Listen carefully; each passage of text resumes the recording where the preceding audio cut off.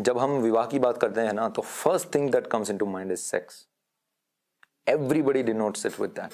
क्यों शादी कर रहे हो? अरे तेरे तो मजे हो जाएंगे, अब तो तेरी तो शादी हो जाएगी. क्या भाई, अब तो हो गया. This is the complete connotation. First connotation is that. So यदि यही होता है, यदि इसी के लिए आप विवाह कर रहे हो, तो हो गया फिर आपका कल्याण. अब छोड़ दो. मेरी पत्नी ऐसी होनी चाहिए कि जो मतलब मेरे लिए लड़े या फिर मुझको कमा के दे. हाँ, आजकल ऐसे भी होने लगे हैं हालांकि. That is very bad thing. उनको पकड़ोगे या फिर ऐसे इंसान को पकड़ोगे जिसकी नौकरी के ठिकाने नहीं है, पड़ा रहता है, नेटफ्लिक्स एंड चिल करता है, कुछ उसके वो ठिकाने नहीं है. न ही धर्मी है, जिसके अंदर कोई साहस नहीं है, जिसका खुद खड़ा नहीं रह सकता वो. और कल उठ के यदि कोई मारने आए तो आपको खड़ा कर दे, अरे बचाओ मेरे को. आप उनको पकड़ोगे या उनको पकड़ोगे? क्लियर भी है कि कृष्ण जी की इतनी भी पत्नियां रही है, और हमारे इसमें तो रहा है कल्चर में कि इतनी इतनी पत्नियां रखने का.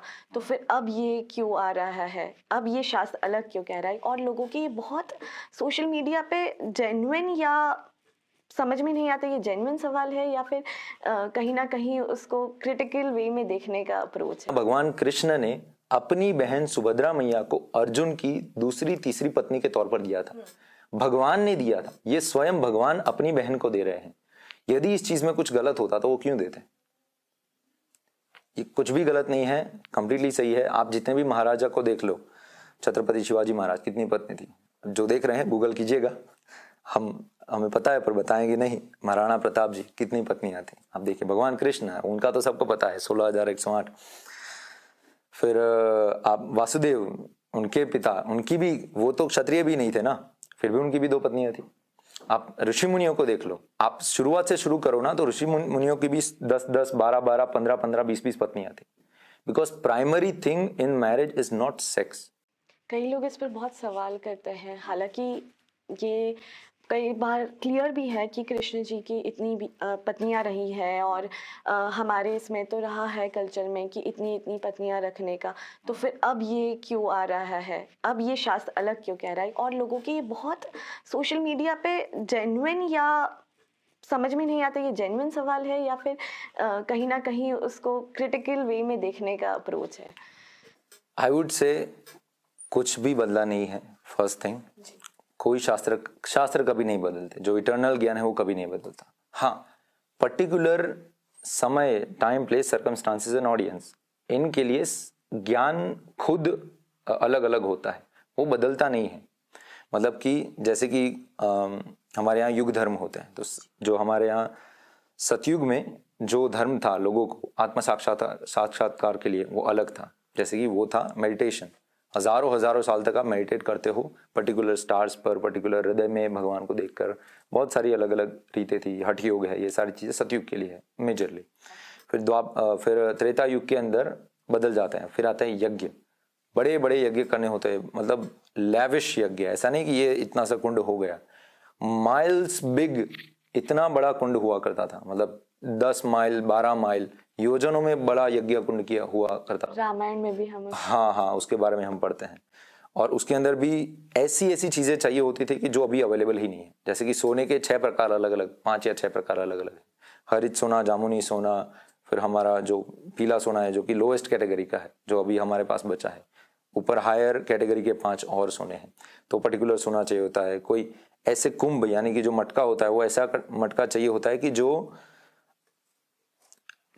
चौथी पीढ़ी ने जिसकी मिट्टी निकाली हो, गोंदी हो, तीसरी पीढ़ी ने उससे मटका बनाया हो, दूसरी पीढ़ी ने उसको बोलते हैं, क्या बोलते हैं, टपली करना. ऐसा गुजराती में ऐसे बोलते हैं, टपलू मारू, सांचा हो.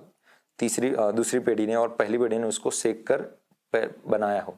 4 पीढ़ी की मेहनत से जो मटका बना हो, उसी से वो यज्ञ होता है. यज्ञ में वही यूज होता है. तो ये सारी चीजें अभी पॉसिबल नहीं है. ऐसे सिर्फ त्रेता युग में पॉसिबल थी, वो हो गया. फिर हमारा द्वापर युग आया. उसके अंदर लेविश में मूर्ति पूजाएं होती थी.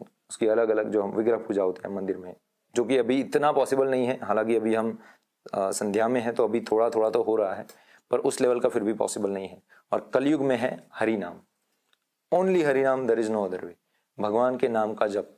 आप कितना भी कुछ और कर लो, इसके सिवा कुछ भी उस लेवल का आपको रिजल्ट नहीं देगा. हरि नाम करने से आपको वही रिजल्ट मिलता है जो सतयुग में लोगों को हजारों साल का ध्यान तप वो सब करने से मिलता था। यहाँ पर सिर्फ आप भगवान का नाम चैंटिंग शुरू कर लो, प्रतिदिन आपको संकल्प लेना है और आप भगवान का नाम ले लो, आपका आत्मा साक्षात्कार सही से हो जाएगा। नियम है कुछ छोटे मोटे, पर बेसिकली वही है। तो ये रूल्स है वो वही रहते हैं, वो कभी नहीं बदलते हैं। तो जब आपने बोला कि लोग ऐसा आक्षेप भी डालते हैं कि अब कैसे बदल गया, तब इतने थे, गलत, अभी भी रख सकते हो। In fact I even suggest people, if you are really, यदि कोई पुरुष सच में सक्षम है, सच में उतना हायर कैलिबर का है, यदि सच में उस लेवल का धर्मी है, तो उसकी मल्टीपल पत्नियां होनी चाहिए। There is no doubt in it. ये हमेशा से प्रकृति का नियम रहा है, अभी भी रहा है। द रीजन बीइंग, इस पे तो again this is a controversial topic, but this is what is the truth. ये होगा, नेचुरली होगा। और कोई भी माँ बाप चाहेंगे कि मेरी बेटी रादर देन किसी रैंडम पर्सन के पास जाए, किसी ऐसे महान पुरुष के पास जाए जो सच में उसकी पीढ़ी ऐसे आगे बढ़ाएगा कि उसकी पीढ़ी में भी महान महान लोग होंगे। ये होगा ही, this is natural. Now you see, naturally आप दुनिया में देखो तो लड़कियां ज्यादा है, आप नेचुरल इंडेक्स में देखो लड़कियां हमेशा ज्यादा रहेगी, पुरुष कम है।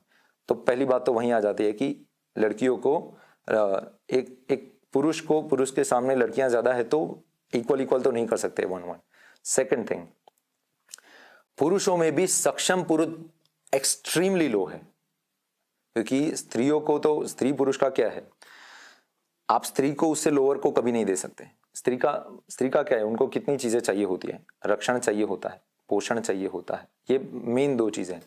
यदि कोई पुरुष उसका, लेट्स से, माफ कीजिएगा यदि आपके साथ कोई गलत उदाहरण हम अटैच कर दे तो, पर आपका यदि विवाह होने वाला है तो आप किसी ऐसे को चूज करेंगे जो आपको प्रोटेक्ट करेंगे लाइफ टाइम, मतलब खुद ऐसे बहादुर होंगे जो प्रोटेक्ट करेंगे, जिनकी बुद्धिमत्ता अच्छे से ज्यादा हो, जिसकी बुद्धि ज्यादा हो, सही से डिसीजन ले पाए, जो आपको प्रोवाइड कर पाए। ऐसे को पकड़ोगे आप कि हाँ अभी इनसे हम विवाह करेंगे, इनके जीवन भर सेवा करेंगे, मेरे पति परमेश्वर, आप उनको पकड़ोगे। या फिर ऐसे इंसान को पकड़ोगे जिसकी नौकरी के ठिकाने नहीं है, पड़ा रहता है, नेटफ्लिक्स एंड चिल करता है, कुछ उसके वो ठिकाने नहीं है, न ही धर्मी है, जिसके अंदर कोई साहस नहीं है, जिसका खुद खड़ा नहीं रह सकता वो, और कल उठ के यदि कोई मारने आए तो आपको खड़ा कर दे, अरे बचाओ मेरे को, आप उनको पकड़ोगे या उनको पकड़ोगे? It's a natural inclination. पुरुषों में ऐसा नहीं होता, पुरुष ऐसे नहीं देखते कि हाँ मेरी पत्नी ऐसी होनी चाहिए कि जो मतलब मेरे लिए लड़े या फिर मुझको कमा के दे। हाँ, आजकल ऐसे भी होने लगे हैं, हालांकि that is very bad thing, पर ये पुरुष का कर्तव्य है, स्त्री का भरण पोषण करना, उनकी रक्षा करना, उनके लिए मर मिटना, ये पुरुष का कर्तव्य है, और वो नेचुरल है पुरुषों में, ये पुरुषत्व है, ये भगवान का दिया गया गुण है, ये किसी और का नहीं है। तो इसीलिए जब भी किसी माता पिता को भी जब लड़की का विवाह करना हो तो वो पहले ये देखते थे पुरुष का गुण कैसा है, कैसा पुरुष है, सच में मेरी बेटी को खुश रखेगा, उसका भरण पोषण सही से करेगा, उसका संरक्षण सही से करेगा तो देंगे। नाउ इट डजंट मैटर कि वो पहली पत्नी है, दूसरी पत्नी है या फिर कौन सी है, क्योंकि मेरी बेटी का जीवन सही से रहेगा, उसको प्रेम मिलेगा, उसको जो चाहिए सब मिलेगा। अब इसी के सामने वो दूसरा वाला एग्जाम्पल ले लो, माता पिता किनको देंगे? नेचुरली इनको देंगे ना। और दूसरी प्रॉब्लम अभी मॉडर्न टाइम में ये आती है कि जब हम विवाह की बात करते हैं ना, तो first thing that comes into mind is sex. Everybody denotes it with that. क्यों शादी कर रहे हो? अरे तेरे तो मजे हो जाएंगे, अब तो तेरी तो शादी हो जाएगी, क्या भाई अब तो हो गया। This is the complete connotation, first connotation is that. So यदि यही होता है, यदि इसी के लिए आप विवाह कर रहे हो तो हो गया फिर आपका कल्याण, अब छोड़ दो। क्योंकि ऐसे पुरुष बचे हैं ना तो नेचुरली ये इंक्लिनेशन नहीं आता है। वरना भगवान कृष्ण ने अपनी बहन सुभद्रा मैया को अर्जुन की दूसरी तीसरी पत्नी के तौर पर दिया था, भगवान ने दिया था। ये स्वयं भगवान अपनी बहन को दे रहे हैं। यदि इस चीज में कुछ गलत होता तो वो क्यों देते? ये कुछ भी गलत नहीं है, कंप्लीटली सही है। आप जितने भी महाराजा को देख लो, छत्रपति शिवाजी महाराज कितनी पत्नी थी, जो देख रहे हैं गूगल कीजिएगा, हमें पता है पर बताएंगे नहीं। महाराणा प्रताप जी कितनी पत्नियां थी आप देखिए। भगवान कृष्ण है, उनका तो सबको पता है 16,108। फिर आप वासुदेव, उनके पिता, उनकी भी, वो तो क्षत्रिय भी नहीं थे ना, फिर भी उनकी भी 2 पत्नियां थी। आप ऋषि मुनियों को देख लो, आप शुरुआत से शुरू करो ना, तो ऋषि मुनियों की भी 10-10, 12-12, 15-15, 20-20 पत्नियां थी। Because primary thing in marriage is not sex, that is the first thing that कोई भी इंसान यही सोचता है कि पहले क्या होता है, शादी करे मतलब सुहाग रात, अरे वाह वाह, मतलब जल से करेंगे ये लोग। तो no doubt it is there, but कोई भी इंसान यदि रियलिस्टिक है ना, तो आपको पता, यदि कोई गांव वाले है तो उनको पता चल जाएगा कि गांव में किसी का विवाह होता है ना, तो लड़का लड़की मतलब पहले दिन हुआ, एक वीक भी नहीं होता, लड़का फिर बाहर आके सोना शुरू कर देता है। Because sex is just glamorised version, कि भाई हाँ बहुत, कि लोगों ने ना ये सब पॉर्न और ये सब देख देख कर ना, ये मूवीज देख देख कर उनका दिमाग इसी से भर लिया है कि जीवन यही है, सुख यही है, इसके सिवा कुछ जीवन में है ही नहीं, यही अंतिम चीज है जो हमें प्राप्त करनी है, इसीलिए उसी के पीछे भागते रहते हैं। सो इसी की वजह से लोगों को ये लगने लगा कि ये है। But if you really really really think, विवाह में ये जो भोग है ना, it's less than 1-2%, 98% is responsibility, 98%। लेट से हमने किसी से विवाह किया, जैसे हमने कल उठकर 10 लोगों के साथ विवाह, 10 लड़कियों के साथ विवाह किया, ठीक है, हमें ये पसंद आई, चलो इसके साथ विवाह किया, इसके साथ किया, इसके बाद साथ किया, सबसे किया।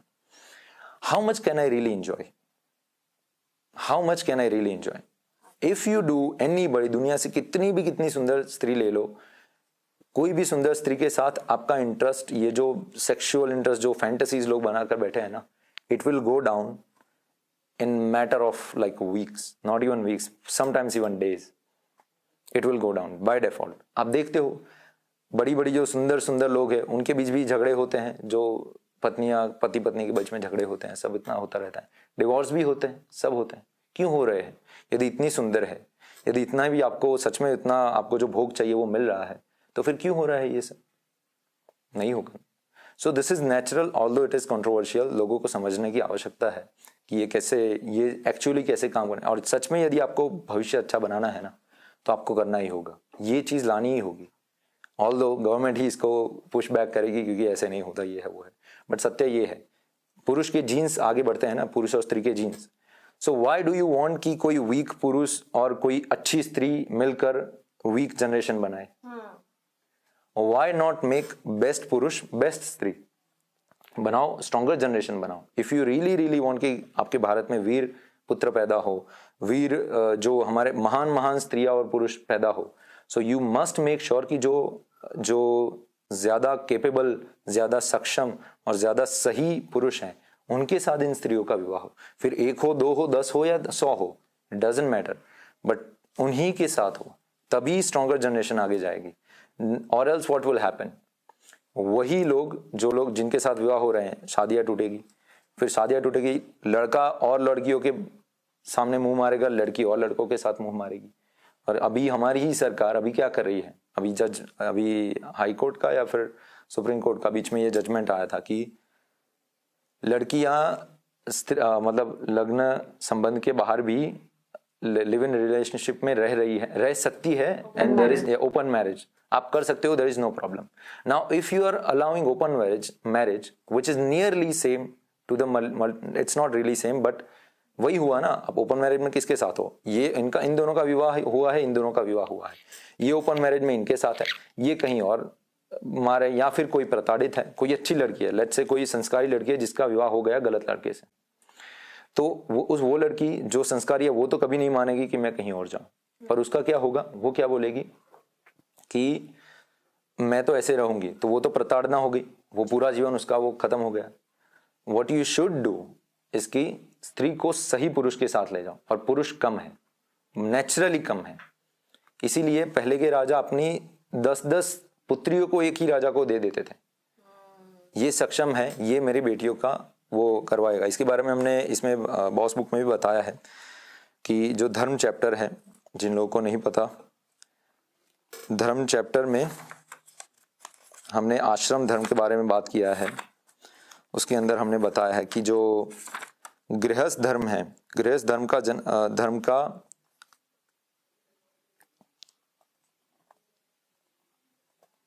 ये रहा, ये उत्तरदायित्व क्या है। यदि कोई पुरुष अपनी पत्नी और बच्चों के मोक्ष का उत्तरदायित्व नहीं ले सकता तो उसे विवाह नहीं करना चाहिए। Who is taking the responsibility कि मैं मेरी पत्नी का मैं मोक्ष करवाऊंगा। एंड एक्चुअली शास्त्र ये बोलते हैं कि मोक्ष का स्त्री की जिम्मेदारी नहीं है मोक्ष अपने परिवार की करवाने की, पुरुष की जिम्मेदारी है। पुरुष की जिम्मेदारी है कि अपनी पत्नी का मोक्ष करवाए। इसीलिए स्त्री को इस ये बर्डन ही उतार दिया गया है कि उनको ये सब साधना करना होगा, योग करना होगा, या फिर वेद शास्त्र पठन करना होगा। Nothing needed, all you need to do is just serve your husband nicely, nothing else. And अपने बच्चों को सही से संस्कार दो, उनको बड़ा सही से करो, that's it. You don't need to do anything. कुछ भी नहीं करोगे फिर भी आपका मोक्ष हो जाएगा। पर ये पुरुष को फिर ध्यान रखना होता है कि जब मेरी पत्नी मेरी सेवा कर रही है तो फिर मैं धर्म के काम करूं। मैं फिर बाहर में जाके डांस ना करूं या फिर जाकर कसीनो ना खोल दूं। पैसे कमाया हूं, अधर्म में ना यूज करूं, धर्म में यूज करूं। समाज का कल्याण करूं, लोगों का कल्याण करूं, मेरे परिवार का कल्याण करूं। This is how it works. Hierarchy होती है ना, पत्नी पति का, बच्चे हैं वो माता की सेवा करते हैं, माता पति की सेवा करती है, पति परिवार और गुरु की सेवा करते हैं, गुरु उनके गुरु की और गुरु भगवान की सेवा करते हैं। This is the complete hierarchy. If you break the hierarchy, everything falls down in the name of equality and nonsense. There is nothing in this world which is equal. Nothing in this whole world which is equal. कोई भी, not you are equal, not I am equal, not the cameraman are equal. Nobody is equal here. Everybody has their stages. इसलिए different लोगों के different prices होते हैं। आप 1 घंटा किसी के और साथ के बैठो, बोले अरे भाई आप बातें करने आओ, बैठे बैठो, अरे पैसे, अरे मैं पैसे दूंगा, तुम बातें करो मेरे से। At the same time, you go to a therapist, that person charges like 8,000 rupees per hour. Same thing. Their times value different. Rickshaw वाले का मूल्य डिफरेंट है और हमारे बड़े चाय वाले का, जो प्रधानमंत्री जी उनका मूल्य डिफरेंट है। उनके 1 घंटे के लिए लोग मरते हैं, मतलब देश विदेश के लोग हेलीकॉप्टर में उड़कर आते हैं उनका 1 घंटे के लिए बात करने के लिए। So everything is different. Nothing in this world is different. Nothing in this world is equal. सो ये मॉडर्न कंसेप्ट्स है, ये सारी चीज़ें। I think this is the first time I am publicly speaking about this topics, दो because आपने जो उठाया है टॉपिक इसके लिए, और देर इज़ हाईली पॉसिबिलिटी कि इससे कंट्रोवर्सी होगी। एनीवे, यदि आपको कंट्रोवर्सी करनी है कृपया कीजिए, हम एक अच्छा बड़ा बना देंगे जिससे आपका ये सारा कंट्रोवर्सी सॉल्व हो जाए। पर हाँ, हम जो कहते हैं वो शास्त्र के सापेक्ष में ही कहते हैं। आई डो नॉट बिलीव कि जो शास्त्र कहते हैं उसको शुगर कोट करना या फिर उसको कुछ सबको अच्छा लगे या फिर पब्लिक को अच्छा लगे, इस चीज़ के लिए लोगों को मोड़ कर बताना, I don't really believe in that. I believe कि जो सच्चा शास्त्र में लिखा है वही बताओ, सत्य है। जो समझने के लायक है वो समझ जाएगा, कुछ लोग कभी नहीं समझेंगे तो हम उनका कुछ नहीं कर सकते। तो सत्य है वो सत्य बताएंगे। So I think I hope this answers your question.